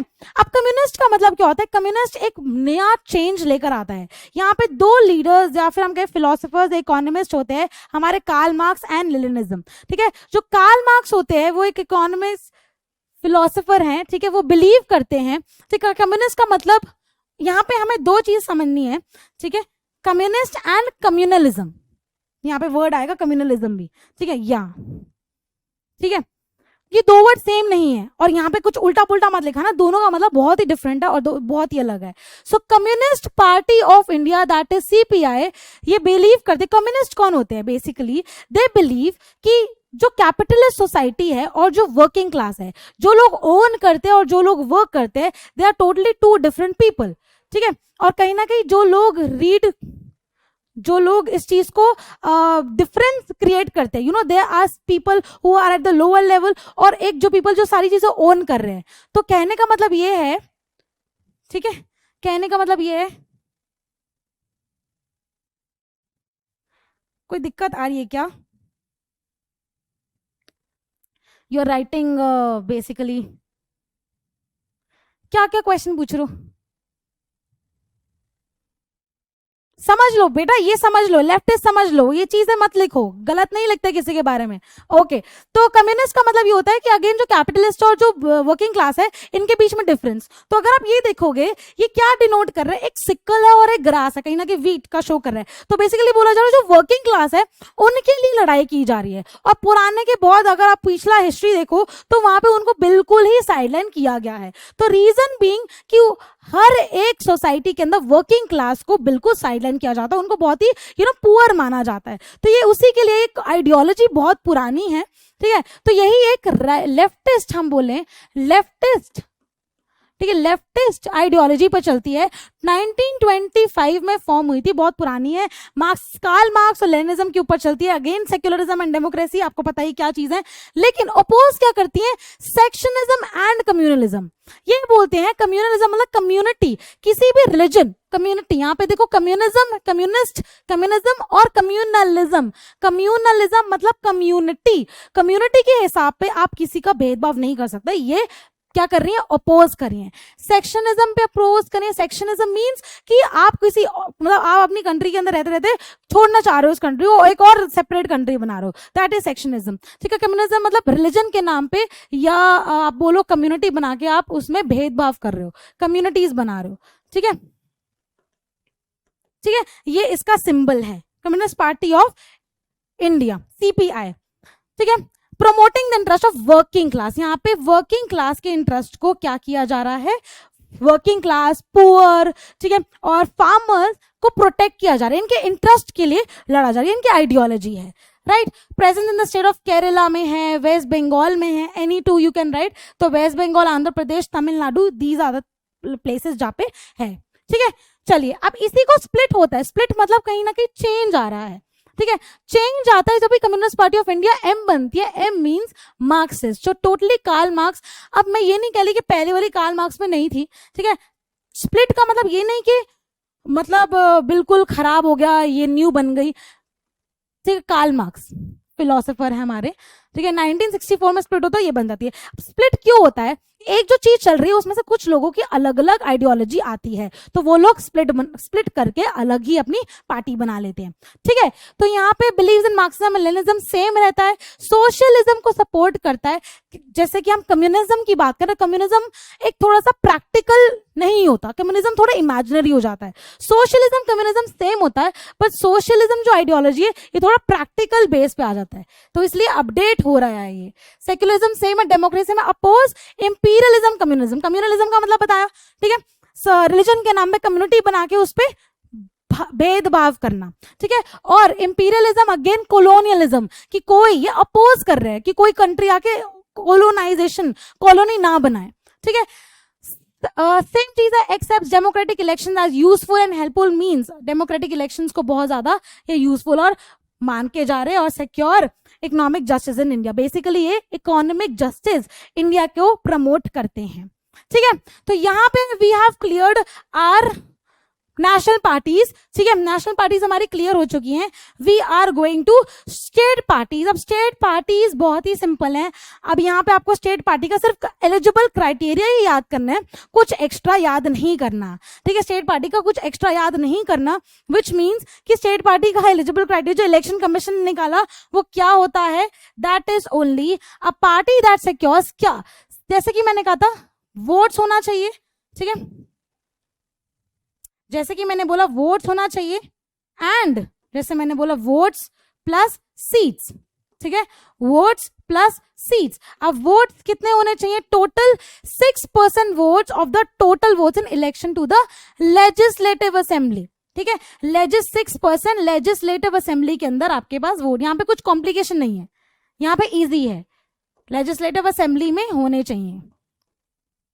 ठीक है, और सीट्स कितनी, 2 सीट्स। ठीक है, ओके, विन्स, मैं एक बार इंग्लिश में बोल देती हूँ, a party that secures 6% of the votes in election to the legislative assembly of a state, किसी एक स्टेट की। ठीक है, क्योंकि स्टेट पार्टी है ना बेटा, यहाँ पे देखना स्टेट पार्टी है। ठीक है, and at least 2 seats as 2 seats. ठीक है, वोट हो गए हमारे 6%, 2 seats recognise as state party, तो वोट और सीट दोनों। ठीक है, यहाँ पे हमारी स्टेट पार्टी भी खत्म हो चुकी है।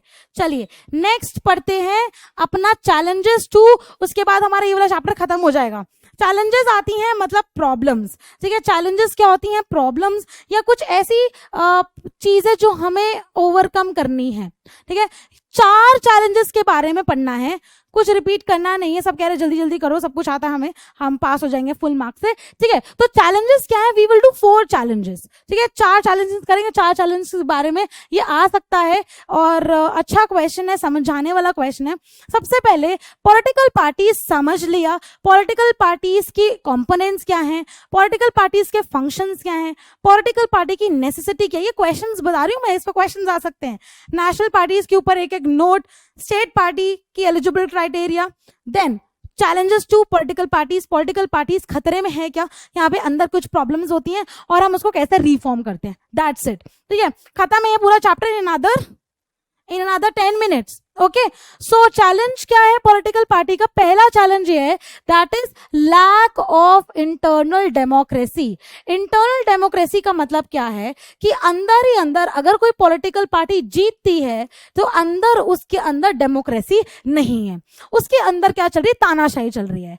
तो अंदर ही अंदर इंटरनल की बात हो रही है। When in a political party there is internal democracy, there is lack of internal democracy, कि इंटरनल डेमोक्रेसी है तो मतलब रेगुलर मीटिंग्स हो रही है, हर एक इंसान की मानी जा रही है। बट जब इंटरनल डेमोक्रेसी चैलेंज बन जाता है तो यहाँ पे लोगों की नहीं सुनी जा रही, तो जो टॉप लीडर है उसे की मानी जा रही है। ठीक है, तो टॉप लीडर की मानी जा रही है सिर्फ, ओनली टॉप लीडर्स, कोई रेगुलर मीटिंग नहीं हो रही है। ठीक है, no regular meeting, no organisation meeting, बस दैट्स इट, इतना ही समझना, ये 2 लाइन लिख दोगे फुल मार्क्स मिल जाएंगे। ठीक है, नेक्स्ट पॉइंट आता है डायनेस्टिक सक्सेशन, मतलब है ना, यही है ना, हाँ सही, सक्सेशन सही बोल रही हूँ, डायनेस्टिक सक्सेशन। तुम इतना जल्दी कर रहे हो। बेसिकली क्या होता है ये यार, ये तो तुम्हें बहुत ही कैसे बोलूं, पिक्चर से दिखा देती हूँ। ये डायनेस्टिक सक्सेशन मतलब बाकी कोई अपना बेटा बना रहा है, कोई अपनी वाइफ को बना रहा है, कोई अपने फैमिली मेंबर्स को लेकर आ रहा है, कोई चाह रहा है किसी का बेटा बने, समझ लो, ये पिक्चर देख लो बस, ठीक है, इसको फटाफट रीड कर लेंगे, ठीक है। तीसरा होता है हमारा मनी एंड मसल पावर, जो लोग अपना मनी और मसल पावर यूज करते हैं, मनी एंड मसल पावर मतलब जिन लोगों के पास बहुत पैसा, जिन लीडर्स के पास बहुत पैसा उनकी चलती है, और जो जैसे कि अंडरवर्ल्ड में मसल पावर, ठीक है। And fourth is lack of meaningful choice, meaningful choice कोई ऑफर नहीं करता, मतलब दो पार्टियों की, दो पार्टी है, दोनों की आइडियोलॉजी सेम है, लैक ऑफ मीनिंगफुल चॉइस मतलब हम अगर चॉइस भी ले रहे हैं वो मीनिंगफुल ही नहीं है, ठीक है। चलो let's start with the okay, इतना छोटा लिखा है, the first challenge of lack of internal democracy parties with, मतलब ये कि एक ही के हाथ में कॉन्सेंट्रेशन है, so there is a concentration of power in one hand. Concentration का मतलब होता है जब एक के हाथ में पावर हो, concentration of power only in the top leaders, top leaders के पास ही सारी सत्ता है, सारी पावर है, ठीक है, clear. Next we have dynastic succession, this is the second challenge, और कहीं ना कहीं ये बताता है कि फर्स्ट से रिलेटेड ये, लेकिन जो पॉलिटिकल पार्टीज होती हैं वो क्या करती हैं, वो ट्रांसपेरेंट नहीं है, वो फेवर कर रही हैं, ठीक है, दे आर नॉट ट्रांसपेरेंट बल्कि दे आर फेवरिंग, ठीक है, they are favouring to their family members, ठीक है, दे आर फेवर की जा रहे हैं, वो किसी को हम उसके मेरिट पे बेस में नहीं बना रहे कि लोगों ने चूज किया है, ठीक है, तो हम कैसे बना रहे हैं कि भाई हमारे फैमिली मेंबर्स को चूज कर करके, ठीक है। तो इसमें से क्या याद करना है, those who happen to be the leaders in the position, जो लीडर्स हैं टॉप पोजीशन पे, ठीक है, वो अनफेयर एडवांटेज लेते हैं और फेवर करते हैं close to them their family members and friends. तो इससे क्या होता है, जो डेमोक्रेसी का एसेंस है, जो डेमोक्रेसी के हम बारे में फील करते हैं कि पीपल्स गवर्नमेंट होनी चाहिए, है ना, लोगों से बननी चाहिए, वो कहीं ना कहीं क्या होता है, वो दब जाता है, डेमोक्रेसी का रियल सेंस, ठीक है। देन वी हैव ये पिक्चर जिससे आपको पता लग जाएगा, बहुत सारा एक तरह से छोटा सा मीम है। Then we have role of money and muscle power, role of money and muscle power का मतलब ये है कि बहुत सारे लोग, एक थर्ड चैलेंज है, इसको ओवरकम करना है, बहुत सारे लोग जिनके पास पैसा है, ठीक है, जिनके पास बहुत ज्यादा कह लो कि मनी है, ठीक है, उन्हीं कार्यकर्ता को या उन्हीं कैंडिडेट्स को चूज किया जाता है कि वो अपने कैंपेन में पैसे लगाएंगे और वो जीतते हैं, सो दिस इज रॉन्ग, ठीक है। There is a growing role of money and muscle power in the parties, especially during elections, since parties are focused only on the winning election, क्योंकि कंपटीशन है, जीतने पे ही विश्वास करते हैं। कुछ बोल रहे हैं धीरे पढ़ाओ, कुछ बोल रहे हैं तेज पढ़ाओ, कुछ बोल रहे हैं पढ़ाओ ही मत, कुछ बोल रहे हैं मैम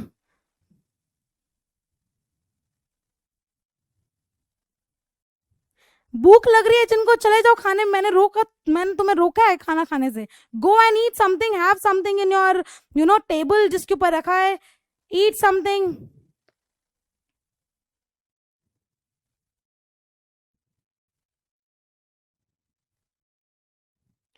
ठीक है, चार्ज कर लो फोन फिर, okay. They tend to use shortcuts to win elections, तो बहुत ज्यादा करप्शन, हम इसी को ही बोलते हैं, भ्रष्टाचार बोलते हैं, तो इसी को ही बोलते हैं कि मनी के चक्कर में ऐसा जीता जा रहा है, तो ये डेमोक्रेसी नहीं हुई, तो प्रॉब्लम है। And last problem is of cause of meaningful choice, कि वोटर्स को भाई मीनिंगफुल चॉइस ही नहीं मिल रही। अब ये बोला गया कि ब्रिटेन के अंदर जो कंजर्वेटिव पार्टी है और जो लेबर पार्टी है, उनकी आइडियोलॉजी तो सेम है ना, उनकी आइडियोलॉजी सेम, और इन आइडियोलॉजी जो सेम होती है तो हम क्या करते हैं, हम किसी को भी अंधाधुंध सेलेक्ट कर लेते हैं। बट दूसरी बात, अगर इसका निष्कर्ष निकाले, कंक्लूजन यही है कि कोई मीनिंगफुल चॉइस ही नहीं है, मतलब हमने किसी को भी सिलेक्ट कर लिया, दोनों सेम ही है, ठीक है, सेम है। In order to offer meaningful choice parties must be significantly different. भाई चॉइस कैसे आती है, चॉइस कैसे आती है जब कोई 3-4 चीजें या 2 चीजें डिफरेंट हो, अलग हो, ठीक है। चलिए, there has been decline in ideological difference among parties among the parts of the world. यहाँ पे हम एक एग्जांपल अगर लिखना हो तो ब्रिटेन का एग्जांपल लिख सकते हैं, और दोनों की आइडियोलॉजी, जो हमारी कंजर्वेटिव पार्टी और जो लेबर पार्टी है, ठीक है, कंजर्वेटिव एंड लेबर पार्टी, इन दोनों की आइडियोलॉजी सेम है, ठीक है। अब आता है कि हम पार्टीज को कैसे रिफॉर्म कर सकते हैं, पार्टीज को कैसे रिफॉर्म कर सकते हैं। फर्स्ट, एक तो हमारा कॉन्स्टिट्यूशन, ठीक है, करता है, 3 पॉइंट्स है, ऐसे याद कर लो। दूसरा हमारा सुप्रीम कोर्ट के द्वारा किया गया है, और तीसरा हमारा इलेक्शन कमीशन के द्वारा। ठीक है, कॉन्स्टिट्यूशन, ये 3 याद कर लो बेटा, ये आ सकता है यहाँ पे कोई वो नहीं कि मैम जल्दी, मैम आराम, मैम ये, मैम वो। ठीक है, जिस यार एक बेसिक सेंस है, अगर फोन की बैटरी कम हो रही है तो आप चार्जर भी तो लगा सकते हो ना। चलो ठीक है, लास्ट पार्ट है, फिनिश करते हैं। 2 मिनट का ब्रेक ले लेना, पानी पी लेना, फिर वापस आ जाएंगे लास्ट चैप्टर पढ़ने के लिए। ठीक है, तो फर्स्ट अगर हम बोले तो कॉन्स्टिट्यूशन वाज अमेंडेड। कॉन्स्टिट्यूशन क्या है, रूल बुक है, अमेंड किया गया था। ठीक है, और यहाँ पे बोला गया था prevent elected MLAs and MPs, members of legislative assembly, members of parliament from changing parties। कहते हैं पार्टीज को पता क्या बोला जाता है हिंदी में, दल। ठीक है, और जैसे हम वर्ड यूज करते हैं ना, दल बदलू, दल बदल लिया, सो बेसिकली दल बदलू यहीं से आया है, जिसको बोला जाता है डिफेक्शन। ठीक है, जिसको बोला जाता है डिफेक्शन, मतलब जहां पे देखा कि दूसरी पार्टी में ज्यादा मजे हो रहे हैं, वहां पे ज्यादा एक्चुअली पार्टीज हो रही हैं, तो अपना पार्टी चेंज कर लिया लीडर्स ने, फॉर प्रॉफिट, फॉर गेन्स। तो ये चीज गलत है। आप जिस पार्टी के, फिर तो पार्टीशनशिप हो ही नहीं ना।